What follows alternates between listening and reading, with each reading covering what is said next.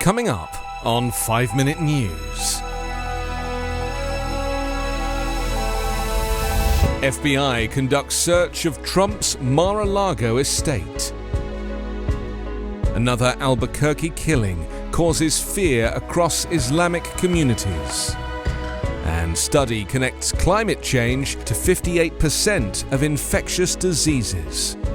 It's Tuesday, August 9. I'm Anthony Davis. A probe into classified records stolen from the White House by the former president resulted in an FBI raid on his Florida residence in the early hours of Monday morning.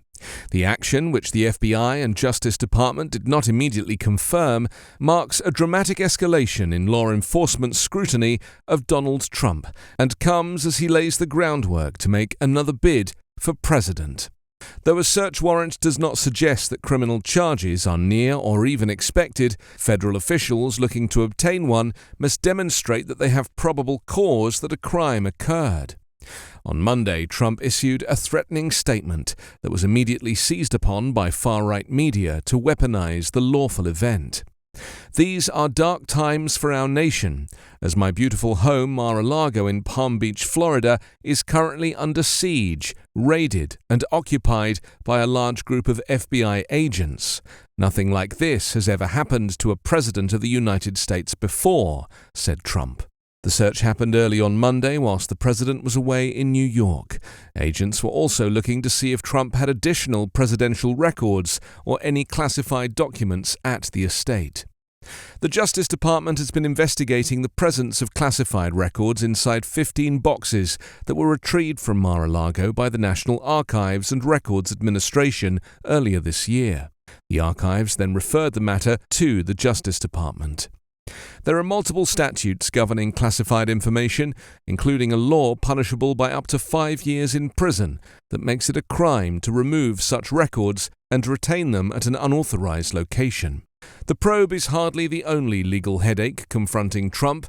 A separate investigation related to efforts by him and his allies to undo the results of the 2020 election and the January 6, 2021 riot at the U.S. Capitol has also been intensifying in Washington. Authorities on Monday identified the fourth victim in a series of killings of Muslim men in Albuquerque, New Mexico, as the death sent ripples of fear through Islamic communities nationwide. 3 of the slayings happened in the last 2 weeks. Now, law enforcement officials are seeking help finding a vehicle believed to be connected to the killings in New Mexico's largest city. The common elements were the victims' race and religion, officials said.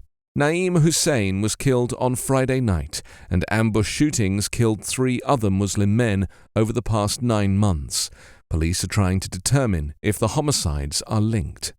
The killings have spread fear beyond New Mexico, where Muslims comprise less than 1% of adults in the statewide population of 2.1 million, according to the Pew Research Center. 25-year-old Hussein was from Pakistan.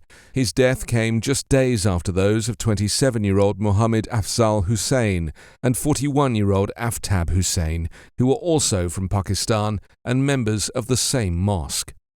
The earliest case involves the November killing of 62-year-old Mohammed Ahmadi from Afghanistan. Anila Abad, General Secretary at the Islamic Center of New Mexico, described a community reeling from the killings, its grief compounded by confusion and fear of what may follow. 3 of those killed attended the center, and the 4th was well known in the community, Abad said. Police said the same vehicle is suspected of being used in all 4 homicides, a dark grey or silver 4-door Volkswagen that appears to be a Jetta or Passat with dark-tinted windows. Authorities released photos, hoping people could help identify the car, and offered a $20,000 reward for information leading to an arrest. Meanwhile, the white father and son who chased and killed Ahmaud Arbery in a Georgia neighborhood each received a second life prison sentence on Monday for committing federal hate crimes, months after getting their first for murder, at a hearing that brought a close to more than 2 years of criminal proceedings.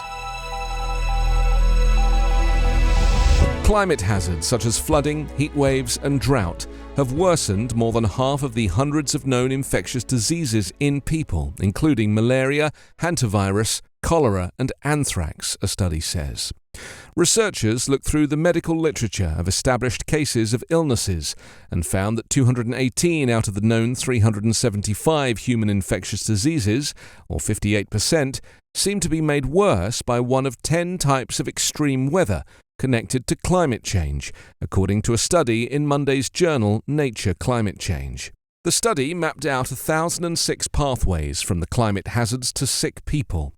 In some cases, downpours and flooding sicken people through disease-carrying mosquitoes, rats and deer. There are warming oceans and heat waves that taint seafood and other things we eat, and droughts that bring bats carrying viral infections to people, such as the case with COVID-19. Study lead author Camilo Mora, a climate data analyst at the University of Hawaii, said what is important to note is that the study isn't about predicting future cases. There is no speculation here whatsoever, Mora said. These are things that have already happened. You can subscribe to 5 Minute News on YouTube with your preferred podcast app. Ask your smart speaker or enable 5 Minute News as your Amazon Alexa flash briefing skill. Subscribe, rate and review online at 5minute.news. 5 Minute News is an Evergreen podcast covering politics, inequality, health and climate, delivering independent, unbiased and essential world news daily.